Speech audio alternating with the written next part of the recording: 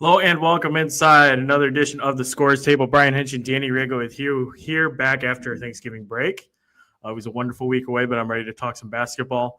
Nice little show we have lined up for you tonight. We have Kyle Sokeland of the Evansville Courier and Press and Westfield seniors Audra Parker and MaKayla Hatcher.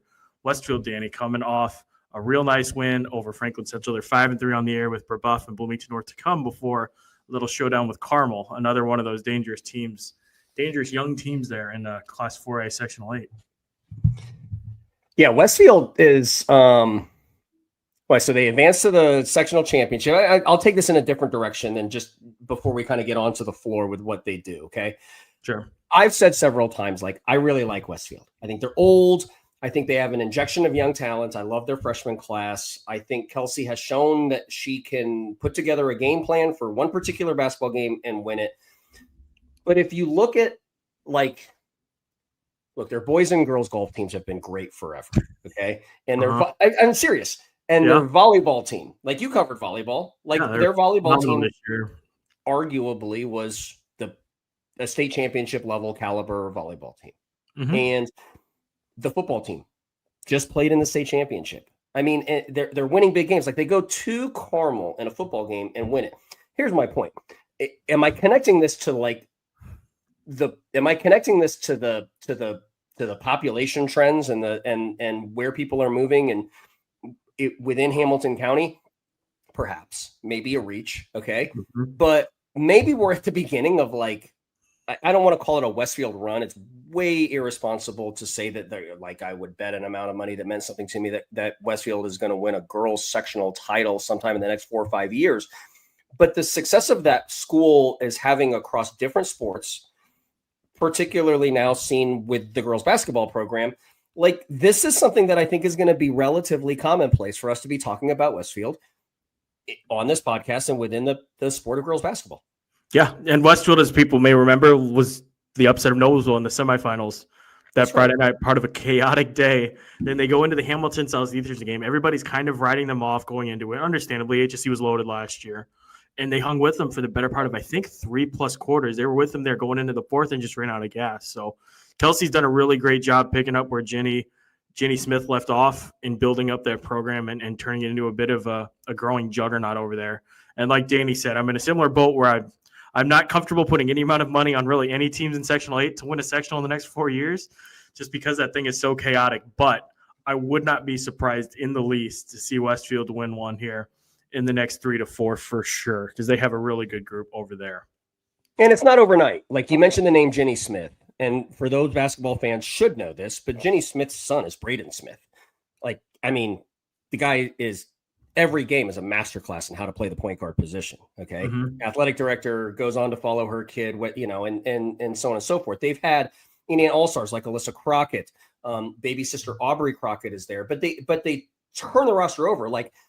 What has been 7 seasons since Westfield has had a roster that doesn't have a girl by the name of Crockett on it? Yeah. It's probably been 7 years. Alyssa Crockett graduated in 22? Mm-hmm. Baby sister Aubrey Crockett graduated in 25. So you date the 4 years back. I mean, Alyssa was obviously a 4-year varsity basketball player. They're taking it there. This is the first year that they've really had that. And the roster isn't necessarily turned over. I talked about the age of the team and the experience of the team. We'll talk to two of the really experienced kids that have experience here on this episode. But they have been knocking on the door. You mentioned the outcome of that sectional game. If my memory serves me correct, I think that was a 6 to 8 point basketball game. I think you're right. I think that was a lot closer than what people anticipated it going into that Saturday night, right? It was 40. Yeah, it was. Wow, it was closer than even I remembered. It was an 8-point game, 46-38 HSC. Yeah, golly, I forgot how close that thing was. That was a great, an unexpectedly great game. Westfield was up at half in that game, got outscored by 10 in the third quarter, and that kind of swung it for HSE. But that was such a good game. Oh my gosh, I forgot how good it was. I don't even know if I all due respect, because I'm going to pay Westfield back this season. I've already started. It's the 4th episode that I've talked about them. I don't think I went. I can't remember. I know we talked to Kelsey. I probably went to a different game because I was probably well, that's going to be HSE. Because I mean, and again, to refresh everybody's memory, HSC had, Holman, Stidham, and of course Miss Basketball and MaKayla, among others, obviously. But if you graduate Miss Basketball, or you have Miss Basketball, and then you have a 4-star athlete like Holman and multiple Division I kids like Stidham along the way, like you're supposed to win that game going away. But the narrative on Westfield has always been they're going to be in every basketball game. But do they have the offensive firepower to be able to close some of these games? I think the reason why this is a relevant story this early in the season, albeit they are just 5-3, it's not like they set the world on fire with a 7-0 start like another basketball team we'll talk about here in a little bit. But they are starting to show early signs of being different than they may have been in the past. Not to say that there's a super, on fire outfit that can go out and get 75 every game. But like, we're going to talk about a kid named Lillian Clark. Okay. Well, I mean, Lillian Clark had, I think it was 31, 32, 33, something along those lines. Oh, I don't know. Against maybe who I think is the best defensive basketball team in the state in Pike. Like, that's a legit stat line. We're both sporting our Billy Bassett Scholarship Fund sweatshirts today, unplanned, but also aware of who we are going to be talking to today. Look, Gabby Bassett. Now Gabby Bassett, his daughter, like she's there, and she has wasted no time in establishing herself as an impact basketball player. I think she leads them in minutes, by the way. Like, I think she plays the most. And this is not a kid who just,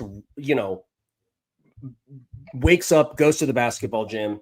I said that wrong, as if the kid doesn't work. I guess what I'm trying to say is this was a major piece of their volleyball program too. Yeah, she was. So I think she probably has a 7-game body of work instead of an 8-game body of work because she wasn't playing in any of the preseason stuff. And she goes out there and shows her level of productivity very early. So I think this exact line I've said before in the past, I think there's a lot to like about Westfield this year. I'm very anxious to talk to them. The sectional 8 also, and this is all due respect to HSC, which is after this basketball game, I will head over there and watch them again. This is all due respect to that outfit, but this is sectional 8 is so wide open, as it always is, but hasn't maybe always involved Westfield as one of the teams that you approach that February weekend and say, you know what, I think they can get them, but they might get them. Yeah, it's going to be really fun, really fun. I'm looking forward to talking to MaKayla and Audra here in just a little bit. Some transfer news to talk to before we bring on Soke, and it'll transition nicely because he also has some transfer news to deal with. Gianna and Briley Morelli have left the Bishop Chatard girls basketball program, Dan Wagner confirmed Tuesday night. That was a tongue twister of a sentence in ways that I was not expecting, but we soldier on. It's the second transfer for Gianna, who's a 6'3" junior center. She's been hampered by injury. She missed all of last year with an injury, broke her ankle 9 games into her freshman season at Garin Catholic. So this will be her second transfer, as I said. First one for Briley, obviously, he's only a freshman, a 5'10" guard. Team second leading scorer at 10.9 points per game. So I have a story up on IndyStar about that. Danny and I we've been discussing how we're going to address this because this is the 3rd and 4th Division I transfer now in the past 3 weeks. So it's becoming probably too early to say that it's a trend, but it's certainly enough to raise some eyebrows and capture a lot of people's attention. So this is a topic that I think deserves an entire episode dedicated to itself. So I'm going to work on getting us together a guest list. I'm going to look into some numbers for a story in IndyStar and just how this trend is developing, how it compares to years past, what the new transfer rule maybe has on it. There's a lot of different layers just as you start diving into this thing and how it looks and the different factors that go into it. So we'll discuss it more in depth, but obviously we'd be remiss if we didn't discuss that. As for the Bishop Chatard side of things, they're 4-4 right now, rounding the corner into December. But they've played a top 50 schedule. I mean, they've played Pendleton Heights and Noblesville and Gibson Center and Hamilton Heights. And those were their losses. Games where they competitive but couldn't quite pull it out. They beat Greenfield Central in overtime on Tuesday, so maybe that's a launching pad. They have games coming up against University and then an interesting one against Heritage Christian. I'm curious to see how this group kind of comes together and like we talked about with Lawrence Central a couple weeks ago, how they fill in the space and how things kind of jive and chemistry-wise, how things look there on the floor over at Bishop Chatard. Danny, with that, I'm going to go ahead and bring on Kyle Sokeland because Soke had some transfer news of his own on Saturday that we were able to throw his way. regarding one of his big players down in Evansville. Hi, Kyle. What's up, guys? What's up? So, just day by day right now, right? So, Kyle, at the risk of butchering names and schools pronunciations, I will let you share the news that came in across your desk on Tuesday or on Saturday. Yeah, Butler commit Riley Keenan was informed to me that she had left the Memorial High School girls basketball program, or the Evansville Memorial, for the rest of the state. Yeah, she's a 6'1" forward, committed to Butler, a double-digit scorer, had over 20 points in the first 4 games. But after Saturday's loss to Plainfield, the family decided to pull her from the team and ultimately transfer elsewhere. We're able to talk a little bit more. Kyle has a story up on his website. We'll put the link in the video description. But the dad shared a statement with you and mentioned some prep schools have been going after their offers on there. So they have a bunch of options on the table, and it sounds like they're just going to evaluate their options before making a decision. Yeah, last I chatted with him was Saturday. They said they were going to take the weekend to just, I think, video calls with a few schools, just go over their options. He also said local schools could still be on the table. Obviously, he didn't tell me which ones, or I don't know for sure which ones, but it seems like anything's up in the air right now with them because they haven't decided, or at least I haven't been told concretely like what her next step is. Yeah, it's weird times. Danny, if you have one overarching thought, I suppose, on any of this, I'll let you do that. Then we'll talk a little bit of the Evansville North showcase coming up on Saturday. No, I mean, I don't have one thought other than the fact that this isn't done. Like it's more global. I mean, like let me cite you an example. And Kyle, I'll be able to get out of this if the answer is no. But is Jeffersonville in your coverage area as well? No, they're just on the other side. They're on the other side. Yeah. I always get mixed up between the 65 and 69th. Well, their head coach just resigned too. Okay. Now, Coach Sykes, I did not know. Okay, they have really good players. Okay, Mangram's a Division I talent. McKenna Taylor's a Division I talent. Khalees Dansby is a Division I talent. They have really good players. Their coach resigns in the middle of the season. Okay, so I just will ask rhetorically out there. Okay, had the coach not resigned, would we be seeing some of these other players then leaving that program? These are not irrelevant schools, too. Like Lawrence Central won a state championship. Okay, Chittard is a very, very relevant private school that has postseason success across different sports. Jeffersonville is one of the most storied Indiana basketball programs especially on the boys' side, in the state. I think my point is, Hank, you had mentioned it earlier. Like you can raise your eyebrows at it, okay? But people can't be rolling their eyes at it. Like this is something normal that we're going to have to manage through. The girls are going to have to manage through it. The ones that are staying, the new kids are going to have to accept these kids with the transfer. I mean, this is an overwhelming, decision that affects a lot of people. So no, I don't have one overarching thought because there's 15 of them that we have to consider here. It's almost like, and I don't want to overstate it, but it does almost feel like this is like the new reality. Like this isn't, I don't think that it's going to happen on a weekly basis like has been happening here. I think the timing with the semester coming up is just part of the timing in some of this, but it is something I feel like that we're going to have to get used to and adjust to. Kyle and I specifically with our jobs and covering high school sports. But it is interesting. To Danny's point, you can't really roll your eyes at it, ignore it, hope that it goes away. You can have your opinions on if it's good or bad or whatever, but it just kind of seems like it's a thing that's here to stay and a fun thing that we're all going to have to navigate and get through. So before we swift over to the Evansville North event, I just wanted to make sure that you got that picture that I sent over to you yesterday via our friend Austin Huff. Yes, I did. Good. Yeah. No comment on that. Made your day. Good. Anyway, I just wanted to make that as uncomfortable as possible before we jump over now to the Evansville North event to lighten the mood. A great event again. Tyler Choate has outdone himself this time with the lineup that he has, the 6-game lineup. You have Floyd Central, Evansville, Ritz, Fishers, Evansville North, Greensburg, Hamilton Southeastern, Silver Creek versus Castle. You have Roncalli versus Mater Dei, and Greensburg versus Gibson Southern. So let's just start big picture. What game are you most excited for down there? Well, from my perspective, just from my teams, maybe Floyd Central Wrights. They're to start that Saturday morning because, I mean, we're very early in the season, but Wrights might be the best team in Evansville, at least on paper or just in practicality so far. And then Floyd Central was a sectional champ last year before running into Gibson Southern in that regional against Gabby Spink. So I'm interested. It's a shame that it's Saturday morning, 10 a.m. over here. So hopefully some people get up early and go over and watch it. The other game, from a general basketball standpoint, would be Greensburg, Hamilton, Southeastern. Mm-hmm. I think those might be 2 top 5 teams in their classes. Division I basketball players, I think Larison, Holman, and Stidham, I think for HSE. All 3 of them are D1 players, at least committed. Yep. So that should be a basketball game. Other than that, the other ones I had circled down are Maddie Shirley and Central against HSC on Friday night. Oh, that's going to be great.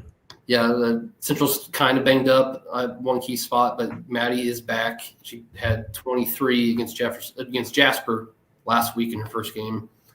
And then on the other game, I mean, Greensburg, Gibson Southern. Gibson's playing really well and has their own D1 forward. I think the sneaky game might be Roncalli Mater Dei because Mater Dei's 5-1, I think, playing really tough defense. Maybe doesn't have the score to match up with a bunch of teams, but Roncalli's kind of probably better, but at least it's a better matchup on paper. Yeah, talk to us a little bit about Mater Dei. That's the school that I haven't had a chance to check much into. I'm guessing Danny probably hasn't either, but tell us what you know about the Wildcats. Yeah, I saw them beat South Knox at home a couple weeks ago by 19, and they were up a bunch throughout the game. They are coached by Terry Munsterman, who's known around here in Evansville because his daughter Mara played for Mater Dei and then IU in Belmont for years ago. All-time leading scorer in Evansville, but he was an assistant during that time and then came back a couple of years ago. But he's now first-year head coach. He's going to coach them hard, and they're going to play hard. That's flat out. That's how it's going to be over there now. And then that's what it is. They don't have. I think the sum is greater than their parts, but they play hard and play good defense. I think allowing 31 a game so far, and that South Knox win could look good. Keep as they move forward. Should look really good. And then Roncalli on the other side. That is an interesting matchup. Roncalli loves the 3-ball. They have some capable scorers on there once they get rolling, and they'll also defend the hell out of teams. So that's going to be it could be a low-scoring type of rock fight game, but it should be really good. I'm guessing pretty physical and intense as well. Danny, I know that I don't think that the full schedule's up on Herald, but as you look at that Evansville North lineup, just your thoughts, and I'll let you ask Soke a couple questions. I like Wrights as a story. And the reason why I like them is because you have this injection of like Bailey Hape, right? Establish yourself as a bona fide prospect, kind of early in the club season. Signs her early national letter of intent, and then they go out and get 19 points from Ryan Wagner too, like per game. So now you have one signed Division I college athlete, another that is performing as it, like, I mean, Ryan Wagner's just a sophomore, right? So, I mean, she's performing now as if she's going to be a Division I college athlete as well. I mean, this is a team that I think if my memory serves me, Kyle, you had said that this was a team that you had liked. I want to see them against the better competition. So, not the better competition to say that what they've done is invalid, but I do want to see them play because I think they can hang with literally anybody within their class. What say you about Wrights? Can you just tell us a little bit more than what we might not know up here in Indy? Yeah, I haven't seen them in person yet. That's going to change on Saturday morning, and then here a couple of games coming up. But yeah, they like to press the heck out of you, want to run and gun and just play fast. And that got even quicker this year with Brian and a couple others just into the mix. A couple other coaches in Evansville have pointed to them in preseason as should be the pick in the SIAC, which we'll see if that's true because they've got Central coming up later in December. They've got Gibson Southern in a tournament up in Gibson County area. They play Washington at the Hatchet House. So they've got some key games coming up to really prove their point. I do like them, especially if they make threes. Bailey Hape, we saw she almost beat Gibson Southern in the sectional by herself. Ryan Wagner can shoot it. They've got a few other ball handlers. It could be just an interesting team. See if they can at least gel together, put all the pieces together, and play as a team. Well, when you watch them play last year, Hank and Soak, they had Khalees Mitchell. I mean, Khalees Mitchell is a 6'5" matchup nightmare on strong side block. Okay, like in the paint, like just huge. But I think it bears worth emphasizing Soak's point about how they're playing maybe a little bit faster this year because, like baby sister, like Keila Mitchell, Ryan Wagner, Bailey Hape. I mean, just maybe a lot more athleticism. And it does show maybe that Coach Stone has, maybe not tried to inject last year's system onto this new team. It seems like he's from the sounds of what Soak is telling you, getting out and pressing a little bit, things like that. Those are luxuries that they certainly did with Khalees Mitchell last year, but not to the frequency that they're probably doing it this year. They're probably trying to cram as many offensive possessions into a game as they possibly can. But I mean, just looking up and down, like they're really talented, and I think they're going to be a really, really fun watch. And I think this Evansville North Classic and Soak's coverage of it will kind of be the start of it, Hank. I love that. So you mentioned Maddie Shirley and her coming back. Have you had a chance to see her since the injury, or have you just been seeing box scores and the gaudy points? Yeah, just box scores. That was her first game was Saturday at Jasper. As far as I can tell, no one's told me otherwise that she didn't look bad. She made the game-winning bucket in the last 10 seconds. So, she's gotten the ball and wants the ball again.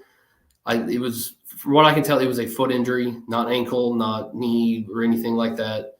Just probably a foot strain that just needed time and ice to get over and play with or without pain.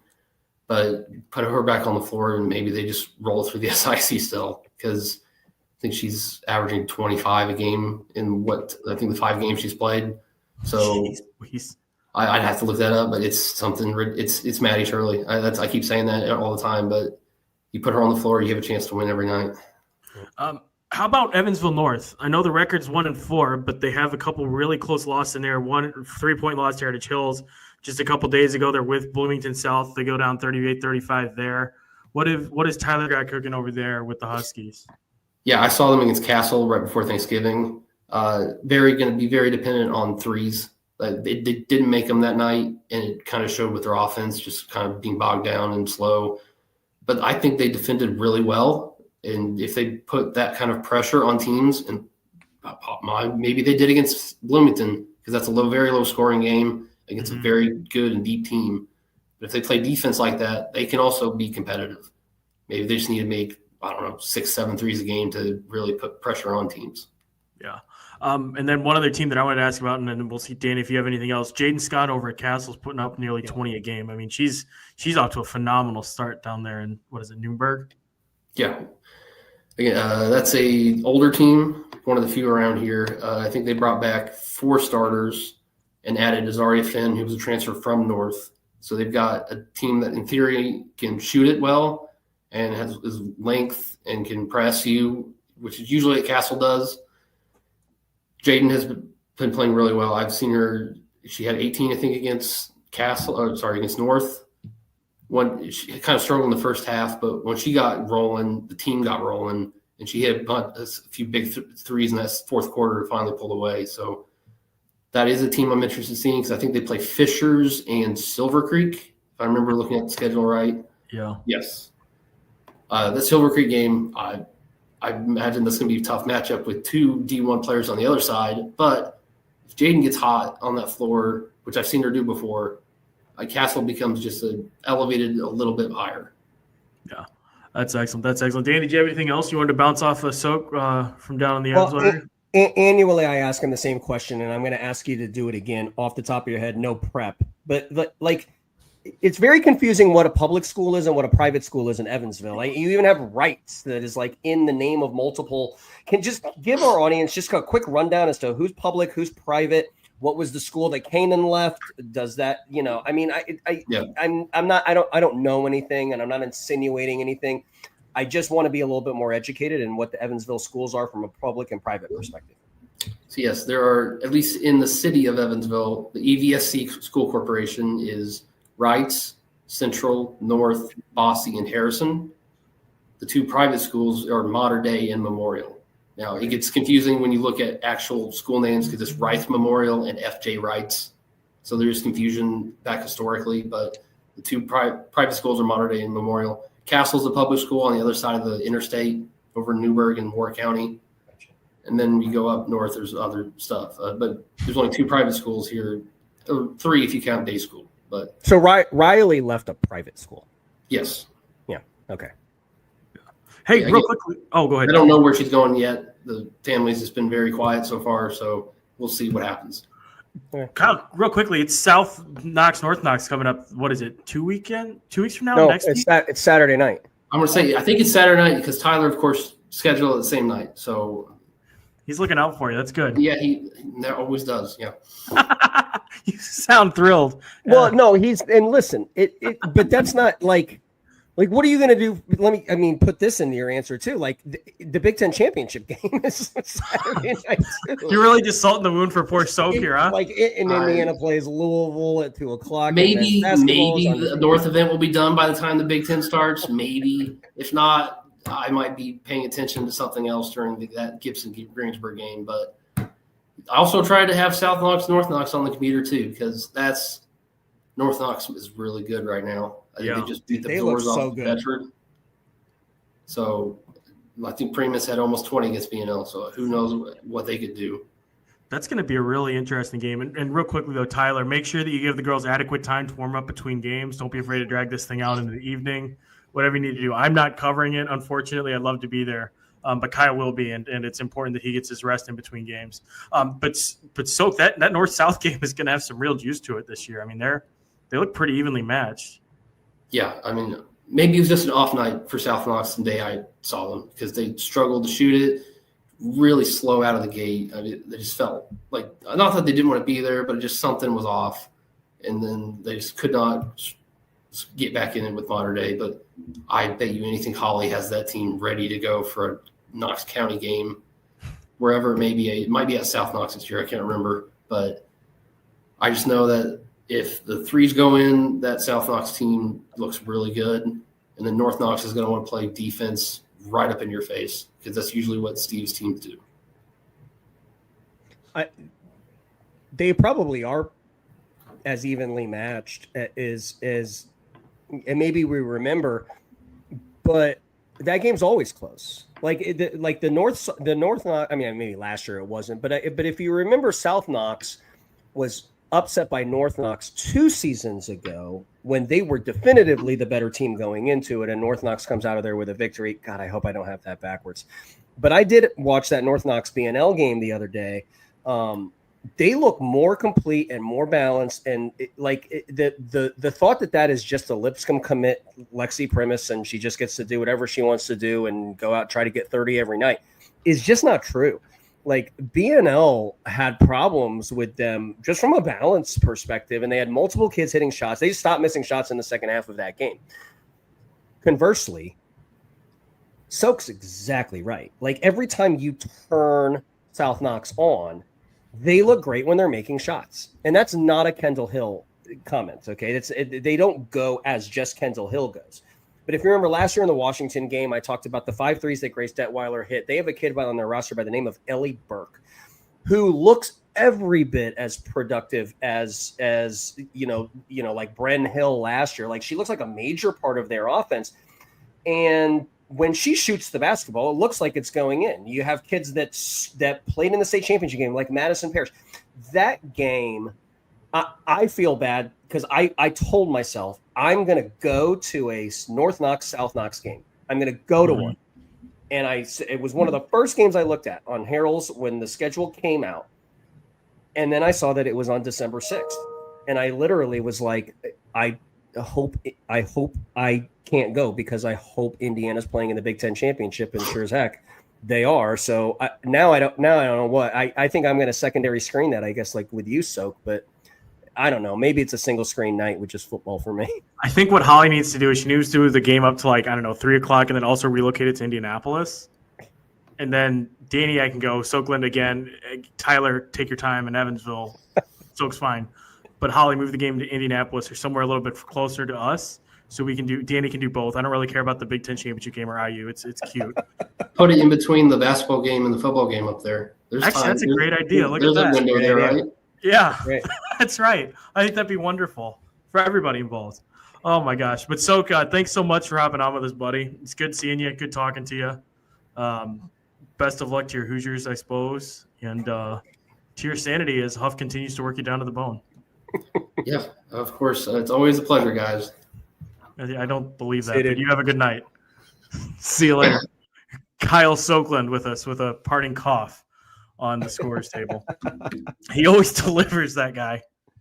No, I love talking to him. It's great. He's the best. I forgot. I didn't realize North-South was this soon. That's going to be a phenomenal game because North is hungry to get back at them for last year. South doesn't want to let it slip after playing second fiddle to them for so long. And for them, it's kind of a statement game for both sides. Either North's looking to knock off the defending state champs, South's trying to reestablish or at least maintain its dominance and kind of send a message with another high quality win there. So that's going to be a really, really exciting game to see. Without also understanding what North Knox's youth trajectory on their roster is, like this is it for Primus. Like, I mean, Lexi, this is going to be the last regular season North Knox, South Knox game. Now, they will play again, likely in the postseason because there's no execution of success clause or anything like that. But Kendall Hill, they're all state junior all-star candidate down in South Knox. Some of their other contributing players like Grace Dow. I mean, those kids are 27s, right? So there's a core that's going to return. But each North Knox, South Knox game kind of takes on its own independent storylines through the year. But for me, the storyline is the graduation of Lexi Primus and what she has meant to the relevance of that rivalry the last 4 years. So good luck to both sides. But yeah, Lexi gets to play in it one more time. Let's see. It's going to be a great game. Danny, let's pivot back up here closer to the Indianapolis area. We're going to be joined now by MaKayla Hatcher, Audra Parker of Westfield. I'm going to try and get these screens right here. Westfield 5-3 with games coming up, like we mentioned earlier, against Brebeuf and Bloomington North, and they got the big game next week against Carmel. MaKayla and Audra, how are you guys doing? Welcome to the show. Good. How are you? Doing well. So I will just start off broadly. What are your thoughts here through the first month or so of the season? How are you feeling about where this group's at? Good. I think we're on a good upward trajectory. We kind of started off a little rough and we still have room for improvement, but I think we're getting better each and every day. Yeah, like our coach says, we're not trying to play our best basketball right now, but once we get into that January, February is when we want to be playing our best. Our team is obviously young. We have a lot of young players, so we're obviously working with them. So we want to be playing our best when we get into January and February. So it's interesting that you described yourselves as young, right? I mean, and this is all probably out of order because I've been on here talking about how old and experienced you are. But since you brought up the youth, let's talk about them, okay? Because, 3 minutes into every basketball game, Kelsey brings in Lillian Clark and Gabby Bassett, and they seemingly never leave the floor, okay? Pull the curtain on practice. Pull the curtain on the offseason. Pull the curtain on these are two freshmen who have played on a really good junior high basketball team and won a lot of stuff. And you guys have known that they were going to be freshmen and contributing at this early stage. But now that we're, 8 games into it, talk to us about it. Talk to us about Lillian Clark. Talk to us about Gabby Bassett. Talk to us about this Avery Taylor, this really good freshman class that you guys have. Yeah, they work really hard, practice, weight room, each and every day. They just want to get better. And I think that they're doing it, definitely gotten adjusted to the flow of the game. Yeah, I think definitely in practice, in the past years, it would always be just the starting five jumps out and runs the drill or runs the play first. But they're not afraid to go out there, mess up, run the play, do what they need to do in the flow of the game. And that's just kind of what's been different this year is that we don't have just a set five that goes out there and runs a play. They're not afraid to just hop in and do what they need to do. And I think it shows in the game too. Well, that's really cool. I mean, and look, Lillian Clark at 14.1 points per game, Gabby Bassett I think she's averaging double digits as well, or in double figures as well. it's really hard to affect such an old, experienced basketball team unless you have that experience to kind of help you along. Okay. And that's not just you as the seniors, but like Ellie Wheeler. Okay. I mean, she's the next kid that I want you guys to talk about. Like, if you watch this kid in the Mount Vernon game, she's the best player on the floor. And that's with a great, obviously your own roster to consider, but also great guards on the other side too. Talk about what she has meant in kind of holding everything together, because she seems to be the one that you guys really kind of rely on for maybe continuity purposes. Well, she leads the floor. She pushes us, puts us in our offense. Just really is a good floor general for us. Yeah, she just runs the floor. Takes care of the ball for us. She just does what she needs to do and more. Yeah, so. And not just offensively too. Like most people might not realize it, but she also gets at it on the defensive end. Got a good 5-second call at the end of that Franklin Central game. Yep. Dive in a little bit on the Franklin Central game in a bit, but offensively, it seems like you guys are scoring at a little bit of a higher clip than you were last year, and maybe too, just even a little bit more consistently. Would you guys agree with that assessment? And if so, or even if not, I guess just what's been different about this group on the offensive end this year? I think just like the need to like score the ball while also getting after on the defensive end. Like in past years, we've been really like pushing on the defensive end, but also we like the ball wins games at the end of the day. So we just need to put the ball in the basket. So that's really what we've been focusing on. And we have more personnel that is able to like shoot the ball and just get downhill and stuff like that. Yeah, I think something that has changed from last year is that our shooting, our 3-point shooting, we obviously have the 2-3 freshmen come in, Audra, that shoot the ball extremely well. And that helps us a lot coming from last year where we would have games where we didn't shoot as well. Not saying we didn't have shooters, but we wouldn't shoot it as well.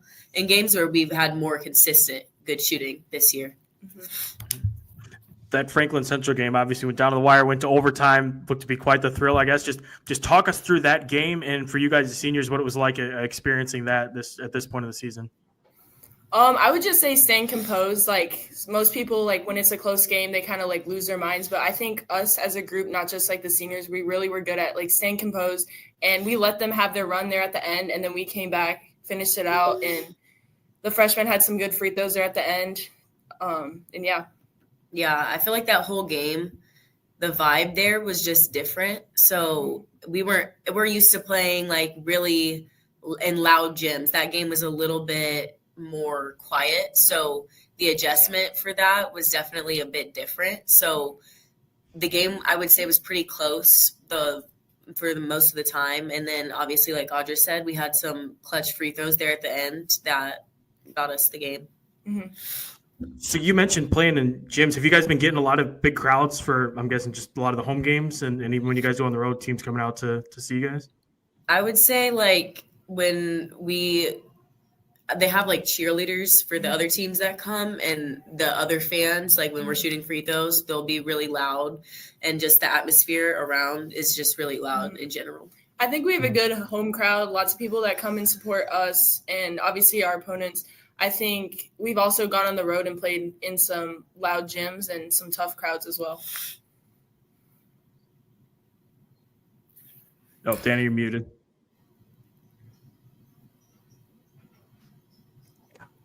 There you go. Remember your first episode, Hank? Yeah. You mentioned 3-point shooting. Okay. Lillian Clark is shooting 41% from 3 this year. Gabby Bassett as the other freshman shooting 33% from the 3-point line. Ellie Wheeler is shooting 35% from the 3-point line. So I just wanted to give some statistical backing to your point, but Audra, it was you that had, I think, 4 threes against Franklin Central, including the go-ahead 3. Now, look, on the season metric, it's to 27%, but being able to make shots when it's needed most, I think, is a huge distinguishing factor for what leads to postseason success. Audra, just for you specifically, okay, what is that? Where does that come from? Like, I mean, is the 3-point shot something new? It's the first thing that you said when you're like, hey, we can score the ball this year. Is this something you worked on, or does it just happen by happenstance? Just talk to us about that. I would say I've always like been labeled as like a shooter, and obviously I haven't shot the ball like great so far this year. But I think that Franklin Central game again, just like staying composed down the stretch, and just seeing my the ball go through the basket, and that just really like kind of led it to going through. Well, congratulations. That was a big time shot. MaKayla, I'll ask you a question about Kelsey.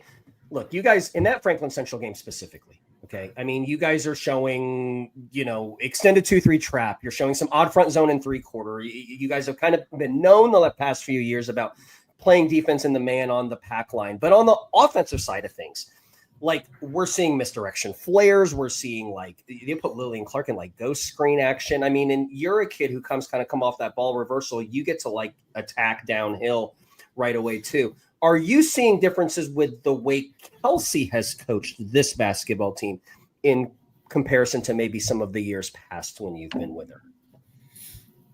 I would say the only difference is that like in games we're, I would say, more able to draw up plays and try and execute them, like more shooting plays, if that makes sense, for like our shooters. We've been able to do more, like you said, ghost screens, and just more like type of plays to get them shots up when we call a timeout, or just a quick 3 or just a quick layup or something like that. But other than that, I would say everything has stayed pretty much the same. I have one more question before we throw it to Hank so he can land the plane. But this is more just a curiosity thing for me. We'll get an opportunity to see you play against other Sectional 8 opponents. You have the big one against Carmel coming up. And so we can ask you again about your thoughts on them. But you are I think you might be the only basketball team that's played both Pike and Lawrence Central. Am I correct that like you've played them both, right? Can you just handicap that for me? Like, can you just be like, hey, no one's beaten this team because of this reason, or this team created us so many problems for us? But just out of curiosity, you're as good a people to ask as ever. Compare and contrast Lawrence Central and Pike for me. I would say like a good comparison is that they're both really high pressure on defense. They kind of are just everywhere on you. You have any? Who's better? Let me ask it a different way. Who's better? I'm not saying who's going to win states, who's going to win the South. Who's better? Honestly, I think that they had both play very different styles of basketball, because Lawrence Central, they play more like isolation, more like each play is for their like all their personnel that they have. While Pike, they play also similarly like that, but they also like look it into the post. Like they're all like sharing the ball. And obviously they're both high pressure on defense. And if Lillian and Gabby are watching this, that's how it's done, girls. Okay. I tried to bait them and I couldn't do it, Hank. Yeah. So while Danny tries to bait you guys into whatever Danny's doing, I guess just when you're facing high pressure teams like that, because obviously Noblesville is going to throw a lot of pressure on you with just how they play. Does that help prepare you for that? Or does Noblesville, and the way that they run their thing, so different from the way that Pike does it and Lawrence Central does it, and athletes and all that it doesn't necessarily help as much as somebody might think? Well, obviously you see Noblesville in that 1-3-1 that they've been running. Obviously last year they had Meredith Tibner there at the top. So I think really just us playing them in the past and having such a good player at the top of the 1-3-1, it kind of just prepared us like in the sectional, playing them in December and then playing them in the sectionals. And then obviously they're going to be running that 1-3-1 again.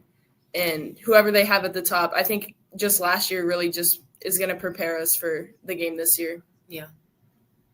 Yeah. One last one, Audra. This one's for you. How's Avery doing at IU? She a senior now on the softball team? Yeah, she's a senior. She's doing good. That's great. I think she's like the team captain. So yeah, big season ahead. I see her on social media all the time. You give much more politically correct answers than your sister. I think she was one of my first softball interviews and proceeded to flame Carmel's softball team within like 3 questions, and was one of the best ones I think I've ever had. Yeah, that sounds about right. Wonderful. That's wonderful. Well, MaKayla and Audra, thank you guys so much for hopping on with us. Looking forward to seeing you guys in action there on next Tuesday against Carmel. Mm-hmm. Thank you. Yeah, Thanks, you. Guys. Take care. Great job, girls. Thank you. Hank, I got MaKayla Hatcher, Audra Parker with us here on the scores table. Great job, Danny, trying to bait them into that. But I did. I tried to bait them. It was fun though. But it was low risk. Listen, it's a low risk. So if the kid did slip, I was like, Pike's better. Okay, they're not gonna see Lawrence Central again. I mean, unless they advance all the way to state, at which point in time all bets are off. Okay, but no, like I've got 2 points on them. The first is those freshmen are real. Like Gabby, if you have not seen Lillian Clark and Gabby Bassett play, like Lillian Clark hanging, the 30 burger on Pike, Bassett is astoundingly calm. And I think that has everything to do with her, yes, her upbringing and things like that, but her experience in playing in big time volleyball games. She just looks like the game is just not too fast or too big for her. But these kids are real. And there's a lot of really good talent across all of the public schools in Hamilton County that are going to come up. So it is very irresponsible to be like, oh, well, because of Lillian Clark and Gabby Bassett and Avery Taylor, they're going to win a sectional or so on. But they're going to be competitive for a very long time if they can keep those kids together. The second thing is there is, for me, and only me probably, I think, I don't want to speak for anybody here, but I am so interested in that Carmel Westfield game. Yes. I don't know right now how to answer the question, who's the favorite in sectional 8 behind HSE? Like if that was the question that I got, I think I would give some ridiculous answer to be like, well, Knowlesville does this well and Westfield and Carmel's been doing like, I think we're going to have to settle it on the floor on, come sectional time. But I think that game between Carmel and Westfield, because I do believe, all due respect to Donna Buckley, all due respect to Zionsville and their crew, I think those are the candidates to be the biggest threat to HSE in sectional 8. And I think that game next week is going to give us an early indication of how those teams match up and how they will play against each other. Yeah, that's interesting. I think Zionsville probably belongs in that upper echelon group. Okay. I think I was impressed with them. I'm looking forward to seeing them again. I saw them in the opener against Addicts. I'm looking forward to seeing them later, but I think just in terms of personnel, they have a lot. Westfield, obviously, and it's interesting, too, because the girls say they're young. I kind of describe them as young. You describe them as old, and there's validity to that, too, with those two girls specifically that we talked about who play such an important role in that team. Audra Parker last year, I think, played the role of hero in the sectional semifinal against Noblesville. As you mentioned, and MaKayla too, she had the big shot there against Franklin Central over the weekend. And then MaKayla, I mean, she's been around the block. That kid's played a lot of ball, super talented player. And it's just such a balanced scoring attack. And in terms of leadership and roster gradient, when you have a couple freshmen and a couple seniors leading the way, I mean, what more can you ask for? And it's interesting hearing them too dissect how and why the offense has been a little bit more productive, a little bit more consistent this year, while also not sacrificing the defense that made them so good and so talented last year. So, like we said at the top of the show, bears repeating now, this is a Westfield team that's on the upward trend. Mm-hmm. And it certainly feels like it's a lot sharper of an upward trend as this season gets going. And I'm fascinated to see where that Carmel game goes. Because not unlike South Knox, North Knox kind of being a statement game, this one has a similar kind of feel between a statement game and kind of like a litmus test for both teams where we kind of get a better idea of where they stand and how they stack up against specifically one another. Correct. Also, I think I'll say it in a different way, kind of what you said too, but in their 5 wins, you've seen it come in different ways. You talked about the Franklin Central 3 that Parker had. I referenced the 30 burger of Clark. When they beat Mount Vernon, who is going to be a really good team. Yeah, I was going to say, just kind of depends on which team is going to show up. Okay. Mm-hmm. Ellie Wheeler was really good. There's three very definitive different ways that you can say that Westfield is positively affecting their outcomes in games. And you've heard me say this on the screen several times before, but when you have teams that can win in different ways, you become a harder out down the stretch, particularly in the postseason, because if it doesn't put all of the eggs in the one singular scout basket. In the past, it has always been, we've got to hold you to 43 points or we're not going to be in the game. Look at the sectional championship last year. HSE didn't even get to 50. Didn't even get to 50. Remarkable. This is KK Holman. This is Kayla Stidham. This is Miss Basketball, McAlusky. This was one of the most talented offensive outfits that the state has seen in the past few years, and they held them under 50, but they didn't have the ability to win the game on the offensive side. These girls know it. You heard their answers. We shoot the ball better. We can do more things because we've just been around. Like Kelsey's running this. They said it themselves. They're like, Danny, nothing's different. Kelsey's running the same stuff that she's always run. But that's why I like them so much this year. And it isn't, when you couple the injection of Clark and Bassett with the experience, and now you can win games in different ways, and a coach that I respect very much, particularly for her prowess on the defensive side, that's not somebody I'm going to want to play, let alone on Saturday night of sectionals. I don't want to play him ever. Right. Yeah, absolutely. Absolutely. Danny, since for those who are unaware, I think Danny kind of spoiled at the top. This is recorded live. We're recording this before him and I go out to check out some games tonight. But a game coming up on Saturday, Delta at New Palestine. That is going to be a really good game. Jillian Barr is averaging 16.5. Addison Barnes at 15.5 for Delta, which is looking for a big win. On the New Palestine side, they were up early on Franklin Central in a game that we talked about earlier this season, but weren't quite able to hang on there and wound up getting run out of the building. But now this feels like a little bit more of a comparable competition for them with Delta, a Delta team that has legitimate 3A aspirations of a deep run there in Class 3A. First real big test, I think it's fair to say, probably for Delta. And it kind of kicks off a bit of a stretch for them where they're also going to get Pendleton Heights, and they're going to play LaPel, Cathedral at the start of January. So they have some big games coming up there for Delta. On the New Pal side, this will be my second time seeing them. I'm curious to see how they stack up against another 3A team, against a team that's not going to have the flurry of shooters that Franklin Central has. Obviously, Delta has a lot of talent, but not quite the same blend, I think, of the size and athleticism that Franklin Central brought to the table. So I'm curious to see how that works. I know New Pal wants to play faster this year. That's something that Craig Moore talked about, really hammering on with his girls, is just play faster, get the tempo going, and they were finally starting to buy into that. So I'm curious to see how that looks.